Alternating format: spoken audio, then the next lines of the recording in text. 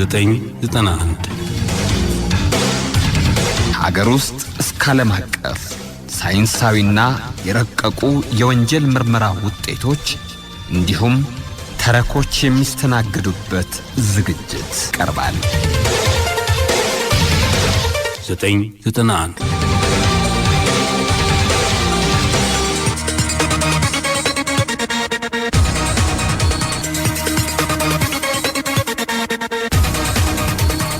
ሰላም አድማጮች እንደምሰንብታችኋል። በወንጀል የፖሊስ የምርመራ ታሪክ ላይ ትኩረቱን ያደረገው 991 ነው ጀምሯል። ዛሬም ፍቅረኛዋ ስለመሆንህ ምን ማስረጃ አለ በሚል ሰበብ ስለተፈጠረ የወንጀል ታሪክ ተሰማላችሁ። ቀደም ባሉት ጊዜያት የተከናወኑ የወንጀል ድርጊትና አስገራሚ ቅጣቶችንም ይዘናል እነግራችኋለን። ገዛጌታውን ነኝ።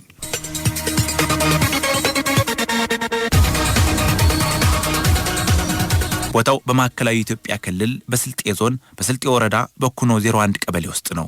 መስከረም ወር 2016 ዓ.ም አብዱል ሐቅ አማንና ሞዲን ሙስጤ የተባሉ ግለሰቦች የራሳቸውን ሀብት ለማካበትና በሰው ስቃይና ለቅሶ ኪሳቸውን ለማደለብ በተደጋጋሚ ኑሪ መሐመድ የተባለን ግለሰብ በማግኘት ከዚህ መከራን ከምታይ ያውም ለማያልፍልህ ነገር ይልቅ ወደ ውጭ ሀገር እንልካሃለን፣ የተሻለ ህይወት ትኖራለህ፣ ቤተሰብህንም ትለውጣለህ በማለት የማይጨበት ተስፋ በመስጠት በህገወጥ መንገድ ይልኩታል። ኑሪ መሐመድ የመን ከደረሰ በኋላ ከሌላ ደላላ እጅ ይወድቃል። እኚህ የተደራጁ ህገወጥ የሰው አዘዋዋሪዎች ኑሪን ይህን ያህል ገንዘብ አምጣ እያሉ ድብደባ ያደርሱበታል። መጀመሪያ ያላሰበውን አሳስበው ከሞቀ ቤቱ አስወጥተው የላኩት ደላሎችም የኑሪን ቤተሰቦች እኛ እናስለቅቀዋለን በማለት 285,000 ብር ይቀበላሉ። ይሁን እንጂ አሁንም ተጎጂው ኑሪ መሐመድ ሊለቀቅና ሊመለስ ባለመቻሉ ቤተሰቡ ጉዳዩን ለፖሊስ ያሳውቃሉ። መረጃ የደረሰው የስልጤ ወረዳ ፖሊስ ጠርጣሪዎችን በቁጥጥር ስር አውሎ ሁሉንም አይነት አስፈላጊ ማስረጃዎችን አሰባስቦ ምርመራ በማጣራት መዝገብ አደራጅቶ ለስልጤ ዞን አቃቢ ህግ ያቀርባል። ከፖሊስ የቀረበለትን የምርመራ መዝገብ ከተገቢ ማስረጃዎች ጋር አደራጅቶ አቃቢ ህግ ክስ ይመሰርትባቸዋል።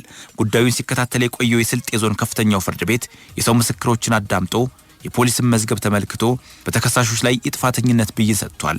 በዚህም መሰረት ታህሳስ 25 ቀን 2017 ዓ.ም በዋለው የወንጀል ችሎት ተከሳሾችን ያርማል፣ ሌላውን ማህበረሰብም ያስተምራል በሚል ሁለቱም ተከሳሾች እያንዳንዳቸው በ11 ዓመት ጽኑ እስራትና በ2,000 ብር እንዲቀጡ ወስኖባቸዋል ያለን ከስልጤ ዞን ፖሊስ መምሪያ ኮማንደር ከድሬር ጎሻ ነው።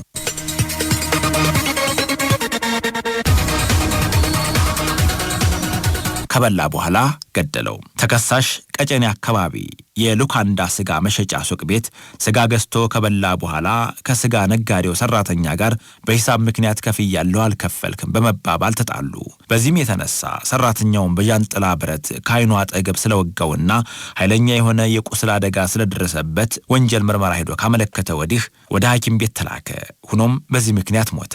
በፈጸመው ወንጀል ተከሳሽ በፖሊስ ተይዞ ነገሩ ከተጣራ በኋላ በ28/8ኛ ወር በ1957 ዓ.ም ከከፍተኛ ፍርድ ቤት 3ኛ ወንጀል ችሎት ቀርቦ በ10 ዓመት እስራት እንዲቀጣ ተፈርዶበታል ሲል ከከባድ ወንጀል ምርመራ ከነፍስ ግድያ ጓድ ጽሕፈት ቤት የተገኘው ዜና ተገልጧል።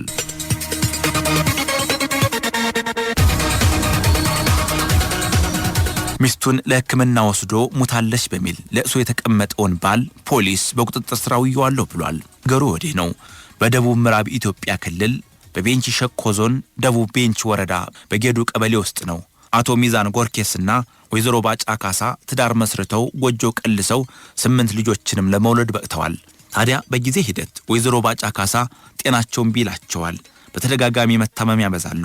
ወይዘሮዋ ባደረባቸው ህመም ምክንያት በዞኑ በሚገኙ የመንግስትና የግል ተቋማት ሕክምና ቢሰጣቸውም ልሻላቸው አልቻለም። ታዲያ ወይዘሮዋን ለማዳን የተሻለ ሕክምና ማግኘት እንዳለባቸው ቤተሰቡና ወዳጅ ዘመዱ ተማክሮ ውሳኔ ላይ ይደርሳል። በዚህም ምክንያት ከትዳር አጋሯ ጋር ለከፍተኛ ሕክምና ወደ ጅማ ሆስፒታል ይሄዳሉ። የጅማ ሪፈራል ሆስፒታል የግለሰቧ ህመም ከአቅሙ በላይ ቢሆንበት ወደ አዲስ አበባ ሪፈር እንድትሄድ ያዛል። ባልም በተባለው መሰረት መጋቢት 9 ቀን 2016 ዓ.ም አዲስ አበባ ደርሰው ወደ ተላኩት ሆስፒታል አቅንተው በአቅራቢያው ወደሚገኝ አልጋ ፈልገው በመያዝ ወይዘሮዋ ሲተኙ ባል የሕክምና ካርድ ቁጥር ሊያዝ ብሎ ይሄዳል። ይሁን እንጂ ባል አልተመለሰም። ታማሚዋ ወይዘሮ ቢጠብቁት የበላቸው ጅብ አልጮህ ይላል። ታማሚዋ በጠዋት ተነስተው ለመታከም ቢሄዱም ሕክምና የሚሰጧት ሐኪሞች ቢያናግሯቸው በቋንቋ ምክንያት ለመግባባት ይቸገራሉ። ሚስት በዚህ ሁኔታ ውስጥ እያለች ባል ወደ መጣበት አካባቢ ለልጆቹና ለዘመዶቿ ስልክ በመደወል የረጅም ጊዜ ትዳር አጋሩና የልጆቹ እናት ሕክምና ቢደረግላትም ሊሻላት ባለመቻሉ ሕይወቷ አልፏል በማለት ሳግ እየተናነቀው ይነግራቸዋል። ቤተሰቡ ተደናግጦ መቼ እንደሚደርሱ ሲጠይቁት አስከሬኗን የቀብር ቦታ ገዝቼ በክብር እንድታርፍ አድርጊያታለሁ፣ ለእኔ ግን የመመለሻ ትራንስፖርት ስለሌለኝ ገንዘብ ላኩልኝ ይላቸዋል። የተባሉትን ገንዘብ ይልካሉ። ባል ወደ አካባቢው ተመልሶ በወጉ በባህሉ መሰረት ለቅሶ በመቀመጥ የለቅሶ ስነ ስርዓት አድርገው ሐዘናቸውን የሰሙ የቅርብም የሩቅም ወዳጅ ዘመዶች እየመጡ እያጽናኑ ከርመዋል ይላል የፖሊስ መረጃ። ይሁንና ሞታለች የተባለችው ግለሰብ ግን ሞታለች ከተባለች ከ5 ወር በኋላ ወደ ቤቷ ትመለሳለች።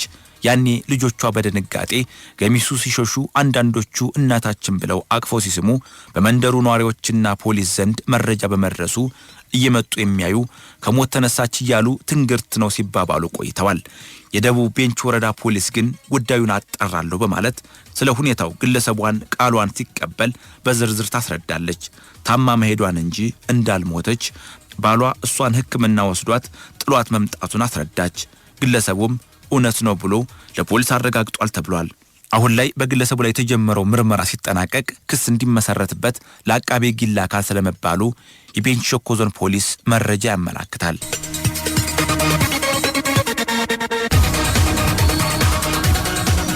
የወንብድና ወንጀል የፈጸሙ ተከሳሾች በ45 ዓመት ጽኑ እስራት ተቀጡ። ምህረቴ መኮንንና ፍቃዱ ዘላለም የተባሉ ተከሳሾች በተለያዩ ቀኖችና በተለያዩ ቦታዎች በመገናኘት በጦር መሳሪያ በመታገዝ 18 ሞባይልና ከ12000 ብር በላይ ገንዘብ በመንጠቅ የወንብድና ወንጀል በመፈጸማቸው ነው ቅጣቱ ሊተላለፍባቸው የቻለው። በደብረ ማርቆስ ከተማ አስተዳደር በመንቆረር ክፍለ ከተማ ቀበሌ 05 እና በሌሎች ክፍለ ከተሞች በተለያዩ ቀናቶችና በተለያዩ ቦታዎች በመንቀሳቀስ በጦር መሳሪያ በመታገዝ የሞባይል ዝርፊያ ሲፈጽሙ የነበሩ ግለሰቦች በክፍለ ከተማው የጸጥታ ኃይል በቁጥጥር ስር ውለው አስፈላጊው የምርመራ ስራ ተጣርቶ በ3 መዝገብ ተደራጅቶ ክስ ይመሰረትባቸው ዘንድ ለአቃቤ ሕግ ቀርቧል። ከፖሊስ የተረከበውን የምርመራ መዝገብ የተመለከተው አቃቤ ሕግ ክስ መስርቶ ፍርድ ቤት አቅርቧቸዋል። ጉዳዩን ሲከታተል የቆየው የምስራቅ ጎጃም ዞን ከፍተኛው ፍርድ ቤት የፖሊስን የምርመራ መዝገብ ተመልክቶ የምስክሮችን ቃል አዳምጦ የሰነድ ማስረጃዎችንም አይቶ ተከሳሾቹ ክስ በቀረበባቸው በ3ቱም የክስ መዝገቦች ጥፋተኛ ስለመሆናቸው ብይን ሰጥቷል። በዚህም መሰረት በአንደኛው መዝገብ በ16 ዓመት ጽኑ እስራት፣ በሁለተኛው መዝገብ በ14 ዓመት እስራት እንዲሁም በሶስተኛው መዝገብ በ15 ዓመት ጽኑ እስራት በአጠቃላይ በፈጸሙት የወንብድና ወንጀል እያንዳንዳቸው 45 ዓመት እስራት የተወሰነባቸው ሲሆን እስራቱ ግን ወደ 25 ዓመት ጽኑ እስራት ተቀይሮ ተፈጻሚ ይሆናል ስለመባሉ ከደብረ ማርቆስ ከተማ አስተዳደር ፖሊስ ያገኘነው መረጃ ያመላክታል።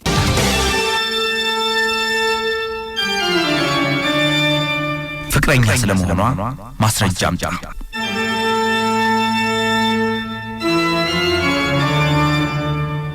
በአጋጣሚ ተዋወቁ፣ ተግባቡ፣ ስለ ፍቅር አወሩ፣ ተቀራረቡ፣ ፍቅረኛሞች ሆኑ። ተቀራራቢ እድሜ ላይ ነበሩ። እሷ የልደታ እሱ ደግሞ የአብነት ሰፈር ልጆች ናቸው። ወዳለችበት አካባቢ ይሄዳል፣ ይደውልላታል፣ ትመጣለች። ከለመዱት ካፌ ተቀምጠው ይጫወታሉ።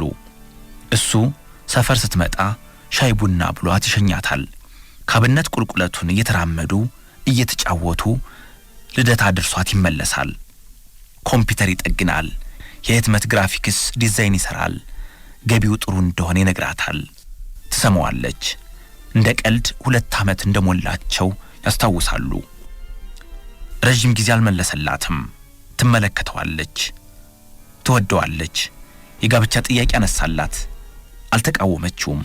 እሷም ገንዘብ እንደሚያስፈልጋት ልታሳምነው ሞከረች። ወደ መካከለኛው ምስራቅ አገሮች ወደ አንዱ ለስራ እንደምትሄድ፣ ገንዘብ እንደምታገኝ፣ ስትመለስ እንደሚጋቡ ቃል ገባችለት። አመናት። እንዳለችው ሆነ። ሰርታ ገንዘብ ይዛ ተመለሰች። ስለ ጋብቻቸው አወሩ።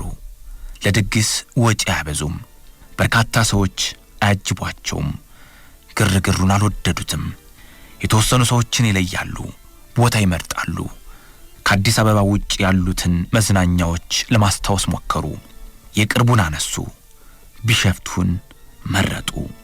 እሱ በሐይቆቹ ዙሪያ ያሉትን መናፈሻዎች ያውቃቸዋል። ወደዚያው ለመሄድ ዝግጅት ጀመሩ። ጠዋት ላይ ከታላቅ ወንድሙ መኪና ሊዋስ ሄደ። እሷ ከሱፐርማርኬት የሚያስፈልጋቸውን ለመግዛት ወጣች። ሁለቱም የፈለጉትን አገኙ። ሰፈሯ ጠበቀችው። የወንድሙን መኪና እያሽከረከረ ካለችበት ደረሰ። ወርዶ ያዘችውን ዕቃዎች ተቀብሎ መኪና ውስጥ አስቀመጠ። ወደ ለመዱት ካፌ ጎራሉ። ቁርስ በሉ። እሷ ማኪያቶ፣ እሱ ቡና አዘዙ።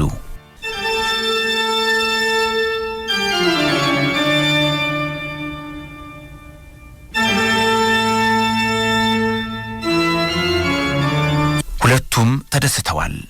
ሲጨርሱ እሱ ሂሳብ ከፍሎ ከካፌው ወጡ። መኪና ውስጥ ሲገቡ ተሞጋገሱ።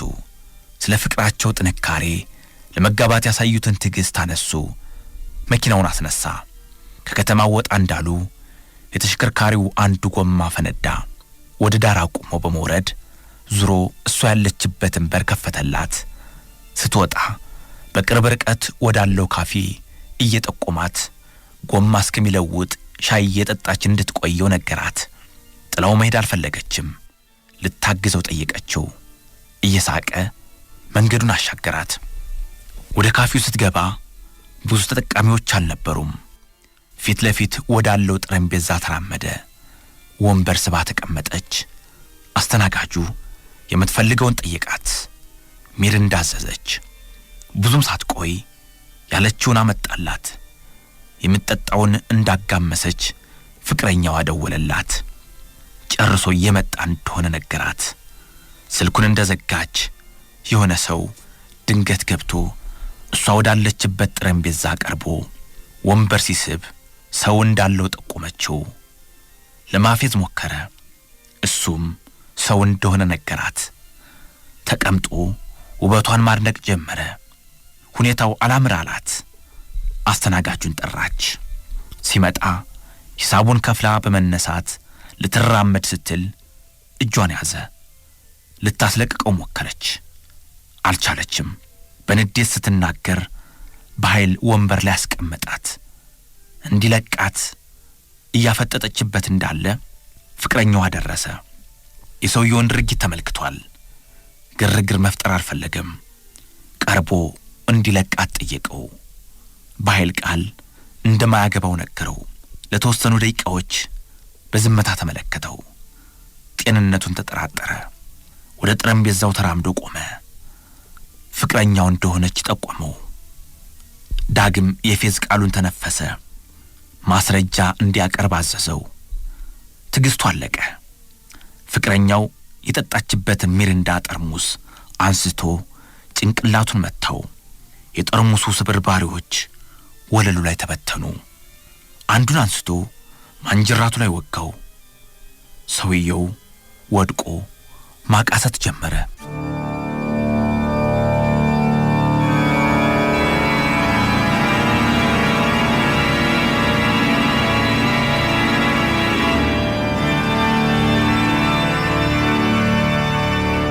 ሰው ተሰበሰበ።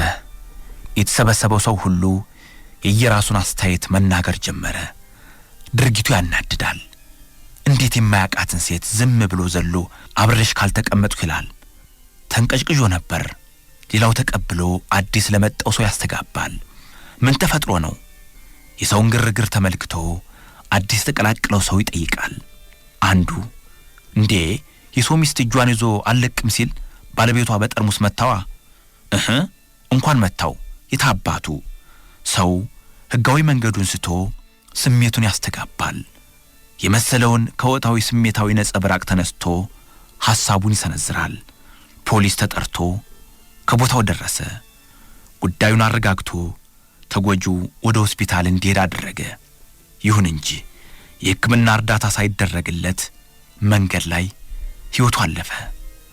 ተጠርጣሪው በፖሊስ ተይዞ ተጠየቀ። ድርጊቱን አልካደም። የመወዳትን ፍቅረኛዬን ሲያንገላታት አይቼ እንዲያርፍ ጠየቅኩት። የእርሱ መልስ ግን ፍቅረኛ ስለመሆኗ ሕጋዊ ማስረጃ አምጣ ነው። ከድርጊቱም አልተቆጠበም። በጣም ተናደድኩ። ጠርሙስ አንስቼ ፈነከትኩት።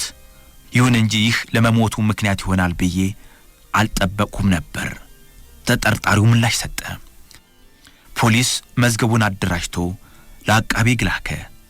ከፖሊስ የደረሰውን ማስረጃ አይቶ አቃቤ ሕግ ክስ መስርቶ ተጠርጣሪው ፍርድ ቤት ቀረበ። ጉዳዩን የተመለከተው ፍርድ ቤት ወጣቱን ተጠርጣሪ ጥፋተኛ መሆኑን አረጋግጦ በ15 ዓመት ጽኑ እስራት እንዲቀጣ ወሰነበት። ውሳኔው ፍትሃዊ አይደለም ብሎ ያሰበው ወጣት ይግባኝ ጠየቀ። ጥፋቱ ይህን ያህል አያስቀጣም ሲል ተከራከረ። ፍርድ ቤቱ አቤቱታውን ሰማው። ማቅለያ ተደረገለት። 9 ዓመት እስር ላይ ይቆይ ሲል ወስኖ መዝገቡን ዘጋ።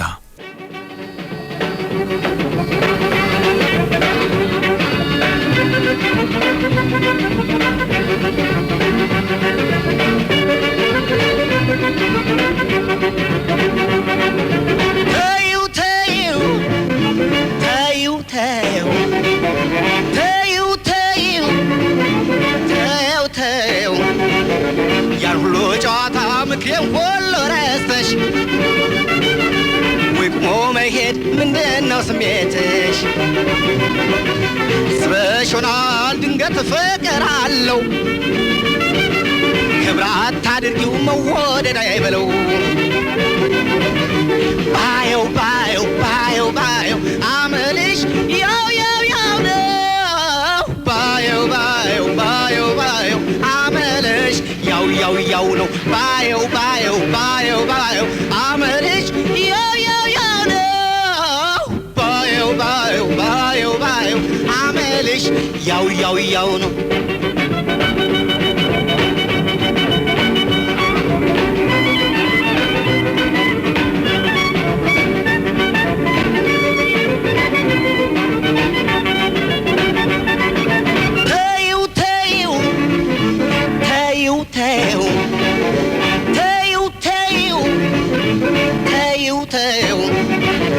ፍቅርሽ ጤና መስሎኝ ኖርኩኝ እንደዋዛ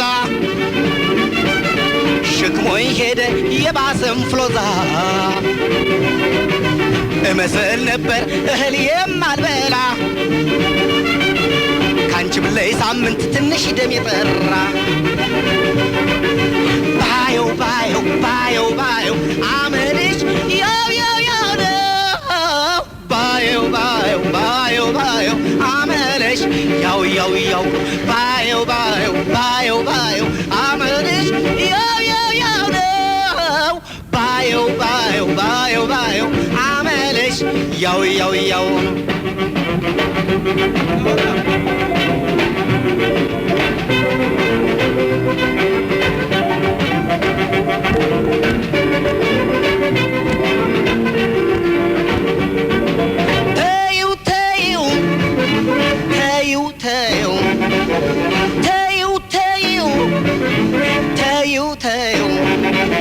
ይገርመኛል እኔን እስከ ዛሬ እንዴት ኖር አሁን ገና ገባኝ ጉዳቴን ተረዳሁ። ይዞ ወደ ሌላ ሄድኩኝ ወደ ሌላ ያንቺም ትዳሪ ሙቅ የኔም ትዳሬ ሙላ። ባየው ባየው ባየው ባየው አመልሽ ያው ያው ያው ነው። ባየው ባየው ባየው ባየው አመልሽ ያው ያው ያው ነው። ባየው ባየው ባየው ባየው አመልሽ ያው ያው ያው ነው። ባየው ባየው ባየው ባየው አመልሽ ያው ያው ያው ነው።